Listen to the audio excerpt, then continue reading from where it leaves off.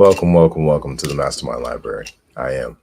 They call me Ferdinand, the bringer of balance, leader of many disciplines, and one of your hosts of the MasterMind Library, the home of the MasterMind Book Club on FHTII.com. We're in episode 152. We've been reading Secrets of the Federal Reserve, and I believe we're in chapter 10 today. What's going on? What's going on, Trey? How you doing? Oh, that's the live audience. Go ahead. Tell everybody who's in our live audience today. Who's that? I am Titi. All right, awesome. Good job. Who are you? Daddy. Yeah, very good. All right. What you got there? I got it. What's that? So let everybody see what you got. Show I 'em. got it. Oh, you got the you got the Super Mario Kart. It looks like the Toad right there. Yeah. Okay. Cool. All right. So Mario time. yeah, very good. Okay. Cool. Good. So let's go ahead and let's get our book up on the stage, and let's move to where we need to be at in the book. So today we are in. You Daddy Titi. Yes. Daddy to the. Yes. Yeah, very good. All right. So today we're in chapter 10. So let's go ahead there to chapter 10. Okay. Let's make it a little larger for everybody.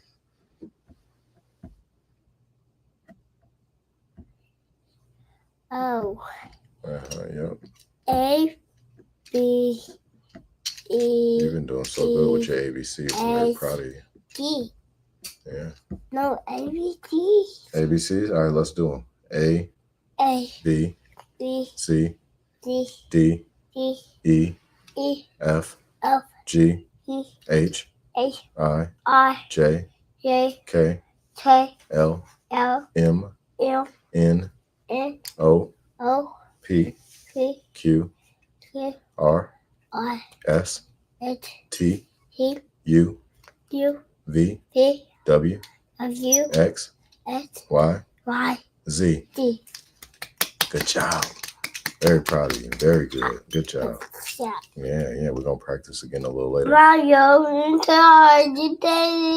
Mario time. All right. So now we're going to go ahead and get started. All right, Trey? Okay. All right. We're going to start on chapter 10, The Money Creators. Okay.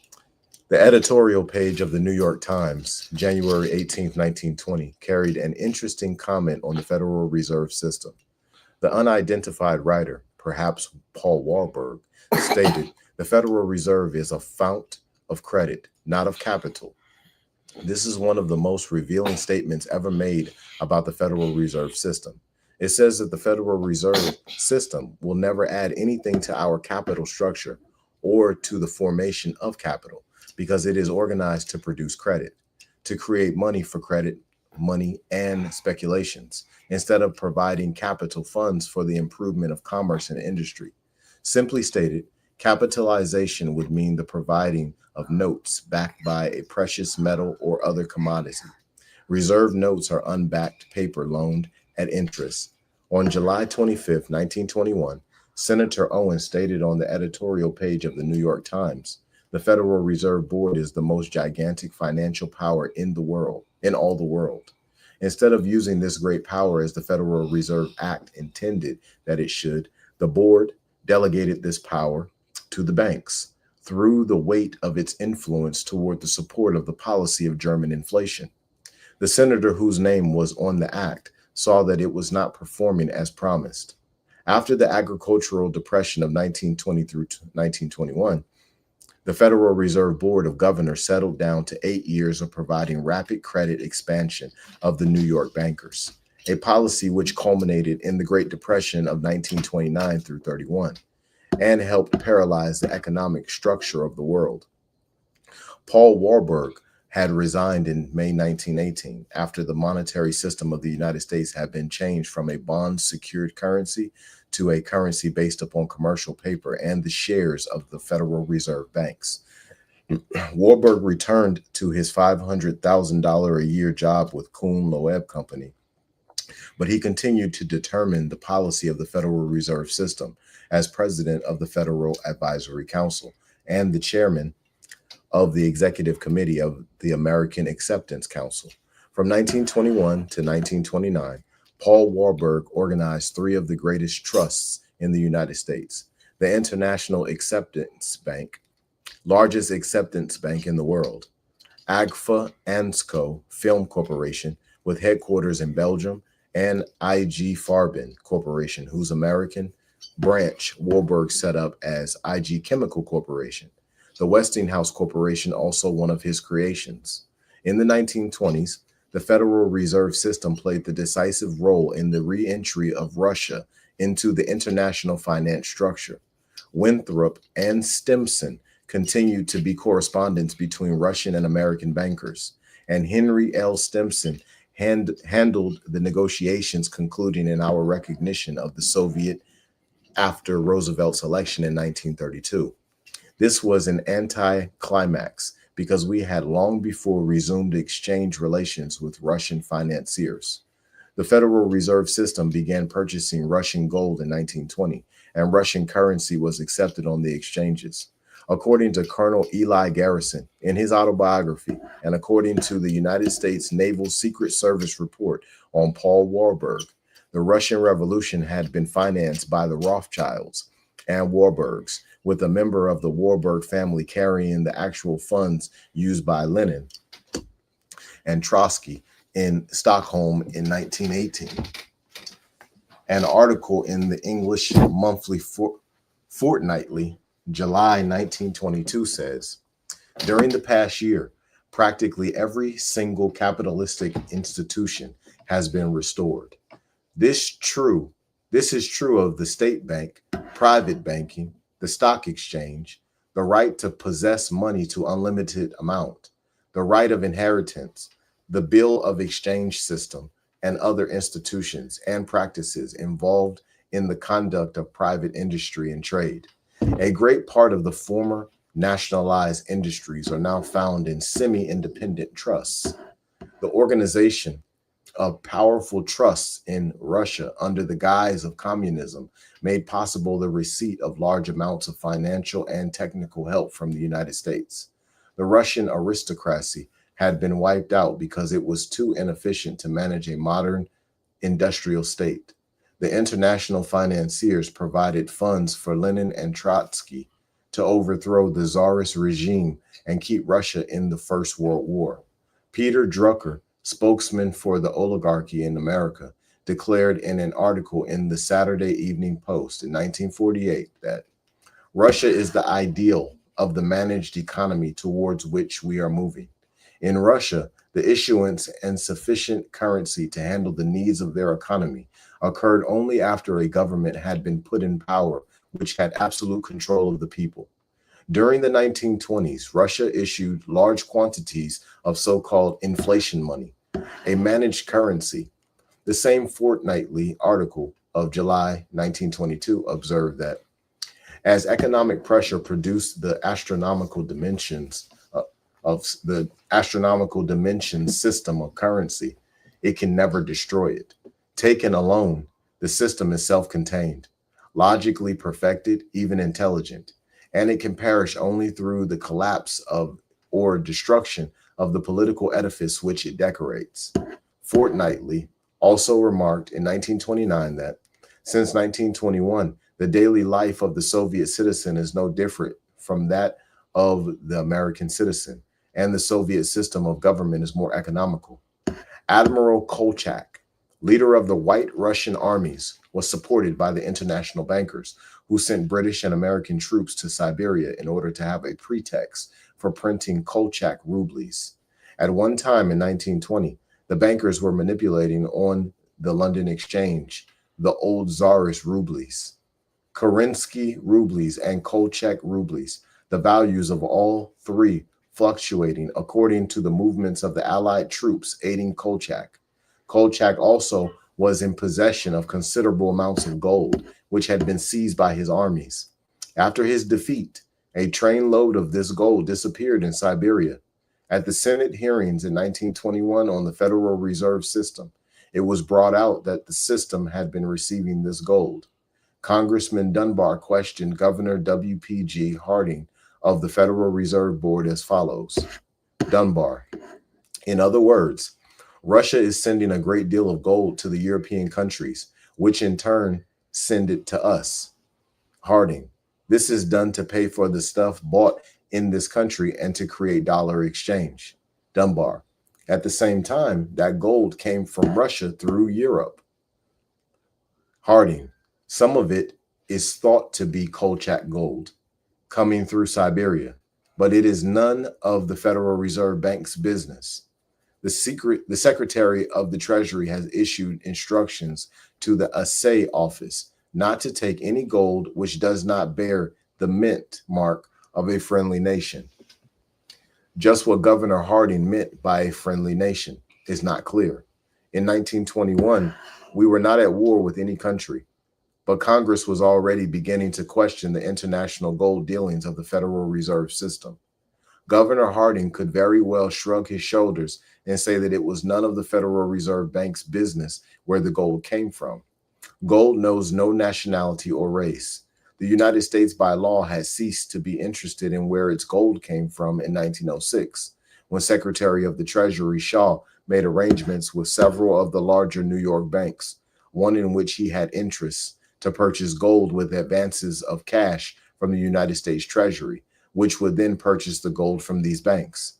The Treasury could claim that it did not know where its gold came from since their office only registers the bank from which it made the purchase. Since 1906, the Treasury has not known from which of the international gold merchants it was buying its gold. The international gold dealings of the Federal Reserve System and its active support in helping the League of Nations to force all the nations of Europe and South America back on the gold standard for the benefit of international gold merchants like Eugene Meyer, Jr.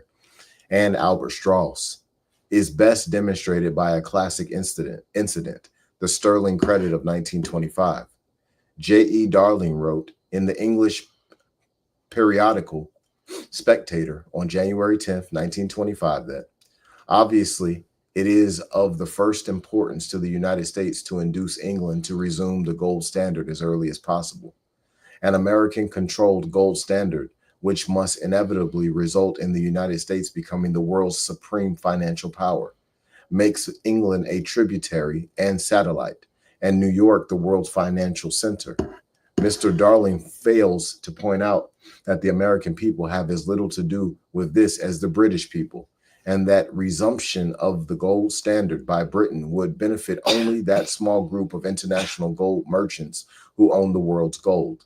No wonder that Bankers Magazine gleefully remarked in July 1925 that the outstanding event of the past half year in the banking world was the restoration of the gold standard. The First World War changed the status of the United States from that of a debtor nation to the position of the world's greatest creditor nation, a title formerly occupied by England, since debt is money, according to the Governor Mariner Eccles of the Federal Reserve Board. This also made us the richest nation of the world. The war also caused the removal of the headquarters of the world's acceptance market from London to New York, and Paul Warburg became the most powerful trade acceptance banker in the world. The mainstay of the international financiers, however, remained the same. The gold standard was still the basis of foreign exchange, and the small group of internationals who owned the gold controlled the monetary system of the Western nations. Professor Gustav Cassel wrote in 1928, "The American dollar, not the gold standard, is the world's monetary standard. The American Federal Reserve Board has the power to determine the purchasing power of the dollar by making changes in the rate of discount, and thus controls the monetary standard of the world. If this were true, the members of the Federal Reserve Board would be the most powerful financiers in the world.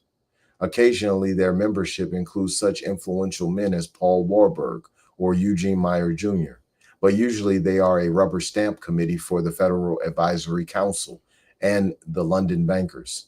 In May 1925, the British Parliament passed the Gold Standard Act, putting Great Britain back on the gold standard.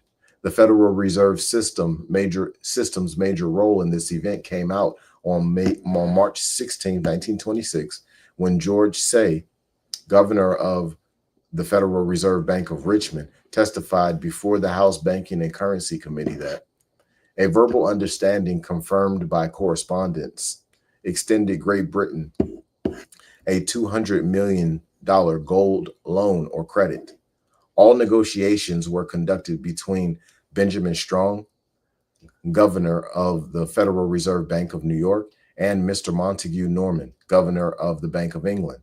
The purpose of this loan was to help England get back on the gold standard, and the loan was to be met by an investment of Federal Reserve funds in bills of exchange and foreign securities.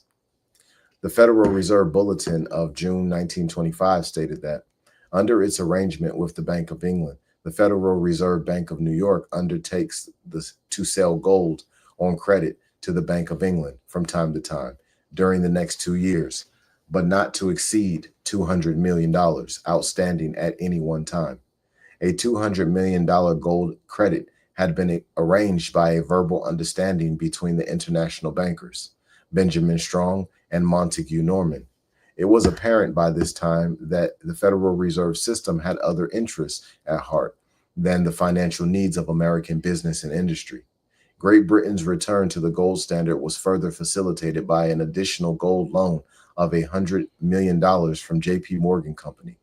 Winston Churchill, British Chancellor of the Exchequer, complained later that the cost to the British government of this loan was $1,125,000 the first year, the sum representing the profit to J.P. Morgan Company in that time. The matter of changing the discount rate, for instance, has never been satisfactorily explained. Inquiry at the Federal Reserve Board in Washington elicited the reply that the condition of the money market is the prime consideration behind changes in the rate. Since the money market is in New York, it takes no imagination to deduce that New York bankers may be interested in changes of the rate and often attempt to influence it. Norman Lombard, in the periodical World's Work, writes that in their consideration and disposal of proposed changes of policy, the Federal Reserve Board should follow the procedure and ethics observed by our court of law. Suggestions that there should be a change of rate or that the reserve banks should buy or sell securities may come from anyone and with no formality or written argument. The suggestion may be made to a governor or director of the Federal Reserve System over the telephone or at his club over the luncheon table, or it may be made in the course of a casual call on a member of the Federal Reserve Board. The interests of the one proposing the change need not be revealed, and his name and any suggestions he makes are usually kept secret. If it concerns the matter of open market operations, the public has no inkling of the decision until the regular weekly statement appears, showing changes in the holdings of the Federal Reserve banks. Meanwhile, there is no public discussion. There is no statement of the reasons of the decision or of the names of those opposing or favoring it. All right, let me lay him down real quick and I'll get back to it.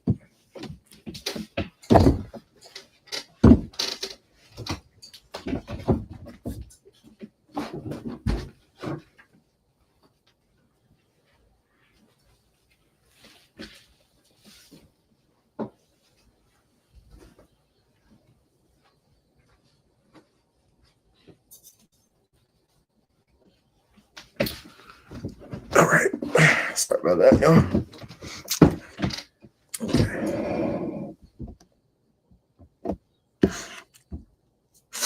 The chances of the average citizen meeting a governor of the Federal Reserve System at his club are also slight.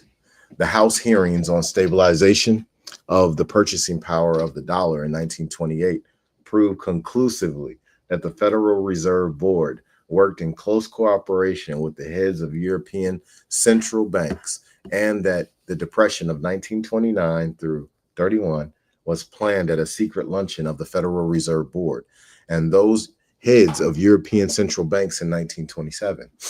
The board has never been made responsible to the public for its decisions or actions.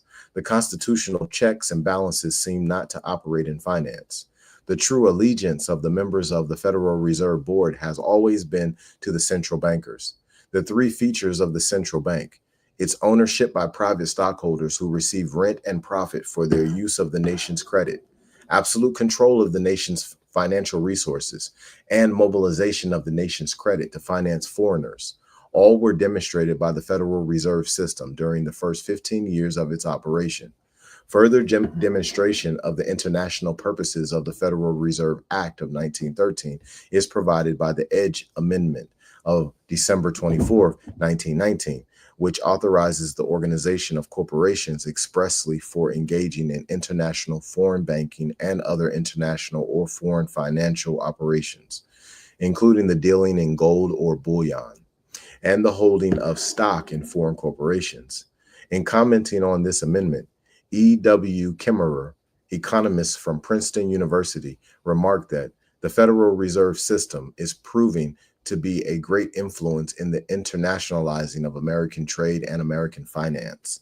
The fact that this internationalizing of American trade and American finance has been a direct cause for involving us in 2 world wars does not disturb Mr. Kimmerer. There is plenty of evidence to show how Paul Warburg used the Federal Reserve System as the instrument for getting trade acceptance adopted on a wide scale by American businessmen. The use of trade acceptances, which are the currency of international trade, by bankers and corporations in the United States prior to 1915 was practically unknown.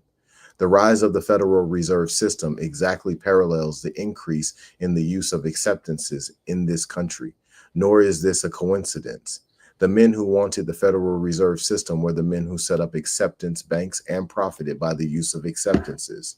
As early as 1910, the National Monetary Commission began to issue pamphlets and other propaganda urging bankers and businessmen in this country to adopt trade acceptances in their transactions.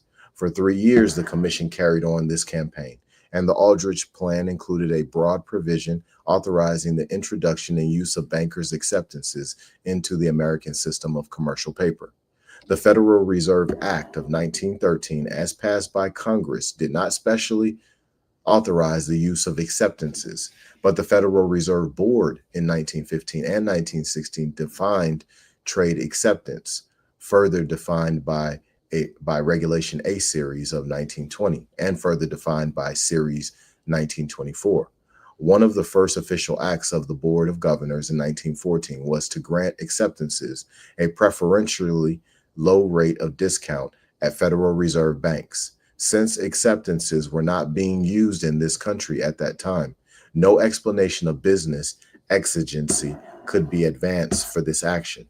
It was apparent that someone in power on the Board of Governors wanted the adoptance of acceptances. The National Bank Act of 1864, which was the determining financial authority of the United States until November 1914, did not permit banks to lend their credit. Consequently, the power of banks to create money was greatly limited. We did not have a bank of issue, that is, a central bank, which could create money. To get a central bank, the bankers caused money panic after money panic on the business people of the United States by shipping gold out of the country, creating a money shortage, and then importing it back. After we got our central bank, the Federal Reserve System, there was no longer any need for a money panic because the banks could create money. However, the panic as an instrument of power over the business and financial community was used again on 2 important occasions.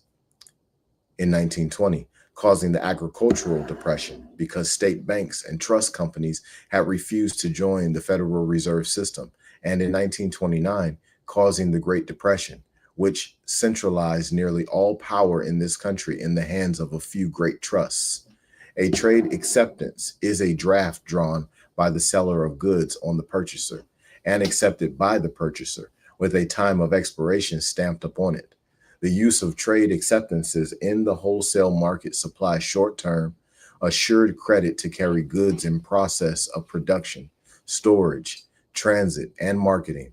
It facilitates domestic and foreign commerce. Seemingly, then, the bankers who wished to replace the open book account system with the trade acceptance system were progressive men who wished to help American import-export trade.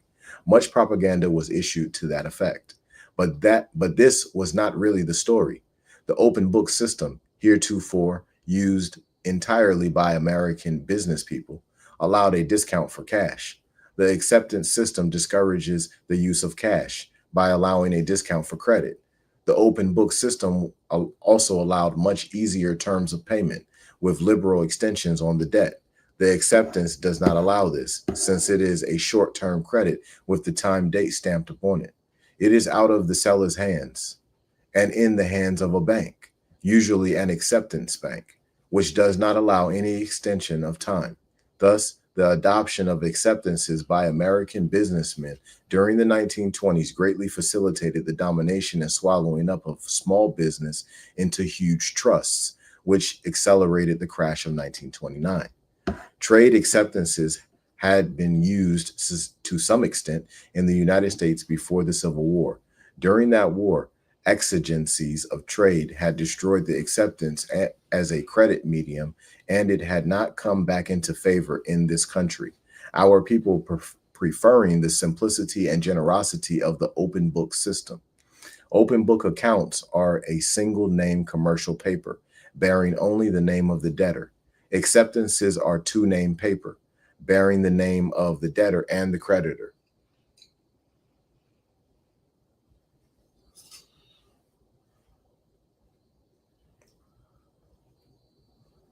Thus, they became commodities to be bought and sold by banks. To the creditor, under the open book system, the debt is a liability. To the acceptance bank holding an acceptance, the debt is an asset. The men who set up acceptance banks in this country, under the leadership of Paul Warburg, secured control of the billions of dollars of credit existing as open accounts on the books of American businessmen. Governor Mariner Eccles of the Federal Reserve Board stated before the House Banking and Currency Committee that debt is the basis for the creation of money. Large holders of trade acceptances got the use of billions of dollars worth of credit money. Besides the rate of interest charged upon the acceptance itself, it is obvious why Paul Warburg should have devoted so much time, money, and energy to getting acceptances adopted by this country's banking machinery. On September 4th, 1914, the National City Bank accepted the first time draft drawn on a national bank under provisions of the Federal Reserve Act of 1913. This was the beginning of the end of the open book account system as an important factor in wholesale trade. Beverly Harris, vice president of the National City Bank of New York, issued a pamphlet in 1915 stating that merchants using the open account system are usurping the functions of bankers. In the New York Times on June 14, 1920, Paul Warburg, chairman of the American Acceptance Council, said, "Unless the Federal Reserve Board puts itself heart and soul behind the untrammeled development of acceptances as a prime investment for banks of the Federal Reserve banks, the future safe and sound development of the system will be jeopardized." This was a statement of the purpose of Warburg and his bunch, who wanted monetary reform in this country. They were out to get control of all credit in the United States, and they got it by means of the Federal Reserve System, the acceptance system, and the lack of concern by the citizens. The First World War was a boon to the introduction of trade acceptances, and the volume jumped to $400 million in 1917, growing through the 1920s to more than $1 billion a year, which culminated in a high peak just before the Great Depression of 1929 through 31. The Federal Reserve Bank of New York's charts show that its use of acceptances reached a peak in November 1929, the month of the stock market crash, and declined sharply thereafter. The acceptance people by then had gotten what they wanted, which was control of American business and industry. Fortune magazine in February of 1950 pointed out that volume of acceptances declined from $1,732 million in 1929 to $209 million in 1940. because of the concentration of acceptance banking in a few hands, and the Treasury's low interest policy, which made direct loans cheaper than acceptance. There has been a slight upturn since the war, but it is often cheaper for large companies to finance imports from their own coffers. In other words, the large companies, more accurately, the great trusts, now have control of credit and have not needed acceptances. Besides the barrage of propaganda issued by the Federal Reserve System itself, the National Association of Credit Men, the American Bankers Association, and other fraternal organizations of the New York bankers devoted much time and money to distributing acceptance propaganda. Even their flood of lectures and pamphlets proved insufficient. And in 1919, Paul Warburg organized the American Acceptance Council, which was devoted entirely to acceptance propaganda. The first convention held by this association at Detroit, Michigan, on June 9, 1919, coincided with the annual convention of the National Association of Credit Men, held there on that date so that interested observers might with facility participate in the lectures and meetings of both groups, according to a pamphlet issued by the American Acceptance Council. Paul Warburg was elected president of this organization and later became chairman of the executive committee of the American Acceptance Council, a position which he held until his death in 1932. The council published lists of corporations using trade acceptances, all of them businesses in which Kuhn-Loeb Company or its affiliates held control. Lectures given before the council or by members of the council were attractively bound and distributed free by the National City Bank of New York to the country's businessmen. Louis T. McFadden, chairman of the House Banking and Currency Committee, charged in 1922 that the American Acceptance Council was exercising undue influence on the Federal Reserve Board and called for a congressional investigation, but Congress was not interested. At the second annual convention of the American Acceptance Council, held in New York on December 2nd, 1920, President Paul Warburg stated, "It is a great satisfaction to report that during the year under review, it was possible for the American Acceptance Council to further develop and strengthen its relations with the Federal Reserve Board." During the 1920s, Paul Warburg, who had resigned from the Federal Reserve Board after holding a position as governor for a year in wartime, continued to exercise direct personal influence on the Federal Reserve Board by meeting with the board as president of the Federal Advisory Council and as president of the American Acceptance Council. He was, from its organization in 1920 until his death in 1932, chairman of the board of the International Acceptance Bank of New York, the largest acceptance bank in the world. His brother, Felix M. Warburg, also a partner in Kuhn-Loeb Company, was director of the International Acceptance Bank, and Paul's son, James Paul Warburg, was vice president. Paul Warburg was also a director on other important acceptance banks in this country, such as Westinghouse Acceptance Bank, which were organized in the United States immediately after the World War, when the headquarters of the international acceptance market was moved from London to New York, and Paul Warburg became the most powerful acceptance banker in the world. Paul Warburg became an even more legendary figure by his memorialization as Daddy Warbucks in the comic strip, Little Orphan Annie. The strip celebrated a homeless waif, and her dog, who are adopted by the richest man in the world, Daddy Warbucks, a takeoff on Warburg, who has almost magical powers and can accomplish anything by the power of his limitless wealth. Those in the know snickered when Annie, the musical comedy version of this story, had a highly successful run of several years on Broadway, because the vast majority of the audience had no idea that this was merely another Warburg operation. It was the transference of the acceptance market from England to this country which gave rise to Thomas Lamont's ecstatic speech before the Academy of Political Science in 1917 that the dollar, not the pound, is now the basis for international exchange. Americans were proud to hear that, but they did not realize at what a price. Visible proof of the undue influence of the American Acceptance Council on the Federal Reserve Board, about which Congressman McFadden complained, is the chart showing the rate pattern of the Federal Reserve Bank of New York during the 1920s. The bank's official discount rate follows exactly for 9 years the 90-day banker's acceptance rate, and the Federal Reserve Bank of New York sets the discount rate for the rest of the reserve banks. Throughout the 1920s, the Board of Governors retained two of its first members, C.S. Hamlin and Adolph C. Miller. These men found themselves careers as arbiters of the nation's monetary policy.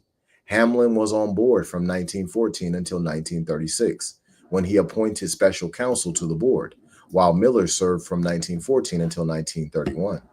These two men were allowed to stay on the board so many years because they were both eminently respectable men who gave the board a certain prestige in the eyes of the public.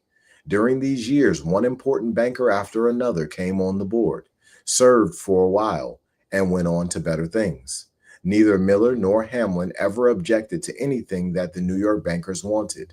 They changed the discount rate, and they performed open market operation with government securities whenever Wall Street wanted them to. Behind them was the figure of Paul Warburg, who exercised a continuous and dominant influence as president of the Federal Advisory Council, on which he had such men of common interest with himself as Winthrop, Aldrich, and J.P. Morgan. Warburg was never too occupied with his duties of organizing the big international trusts to supervise the nation's financial structures. His influence from 1902, when he arrived in this country as immigrant from Germany, until 1932, the year of his death, was dependent on his European alliance with the banking cartel. Warburg's son, James Paul Warburg, continued to exercise such influence, being appointed Franklin D. Roosevelt's director of the budget when that great man assumed office in 1933, and setting up the Office of War Information, our official propaganda agency during the Second World War. In the fight for financial supremacy, Paul Einzig, editorial writer for the London Economist, wrote that almost immediately after World War I, a close cooperation was established between the Bank of England and the Federal Reserve authorities, and more especially with the Federal Reserve Bank of New York. This cooperation was largely due to the cordial relations existing between Mr. Montague Norman of the Bank of England and Mr. Benjamin Strong, governor of the Federal Reserve Bank of New York until 1928. On several occasions, the discount rate policy of the Federal Reserve Bank of New York was guided by a desire to help the Bank of England. There has been close cooperation in the fixing of discount rates between London and New York. And that concludes Chapter 10. On our next episode, we'll be going into Chapter 11, Lord Montague Norman. Powerful information, y'all. This is it's opening a whole lot of doors of understanding of what has happened here in the United States amongst the people. The false level of pride that we've seen, when it came down to the standing of this land, of this nation. We've often heard a narrative of this being the richest nation in the world, the greatest nation in the world, the freest nation in the world. And I stand here today to tell you that when it comes down to the paper called the United States of America, none of those things are true. Now, when it comes down to the land, when you get to the actual truth, I would say that those things are true. But we would have to get away from this straw reality, this straw man reality that is being exposed in the secrets of the Federal Reserve. Very powerful information that is being read here. I'm looking forward to the chapters to come. The Montague Norman story. I'm definitely interested in that. One of the things that I really appreciated on this episode, in this chapter of Secrets of the Federal Reserve, was the tie-in to the movie Annie. So as a child, I watched Annie many times. Great movie. Really love it to this day. And, I remember Daddy Warbucks. And today is the day where I connected Daddy Warbucks and Paul Warburg in one. I'm 40. I turned 41 years old in May of 2025. I'm 40 years old right now. And I didn't know that Daddy Warbucks was talking about Paul Warburg. So this is a very powerful, powerful book that we're reading here, Secrets of the Federal Reserve. I highly recommend each one of y'all pick this book up and read it. It's in the MasterMind Library. If you go down into the description, the link to the MasterMind Library is there, along with many other links for resources that may help you in your journey. I hope everybody out there is be blessed and continue to expose your gift.